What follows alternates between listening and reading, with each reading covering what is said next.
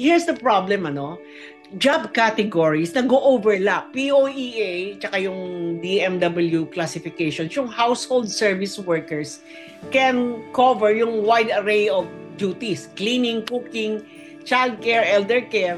Tapos, ginagawa pa yung pati kay lola and yung mga daily needs niya. Expected ka bang ikaw maglaba, magluto, lahat ganito? Often nga, nire-record lang yan na ganyan. Domestic helpers, hindi caregivers. Different training, same label abroad ang nangyayari.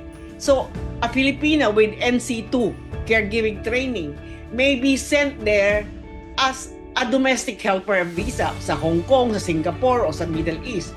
Because those countries don't always distinguish caregiving from household work in their labor categories, which is very, very unfair. Kasi nga, ang caregiving, lalo na yung caregiving, nadidisguise yan as domestic work. Many OFW share these stories. Marami yan, they were promised caregiving role, pero pagdating sa bahay, they're expected to do all around. Tapos pa may elder care pa. Hindi ganun kadaling mag-caregiving at mag-OFW pag pinagsama mo yung trabaho ng caregiving at ng domestic helper work.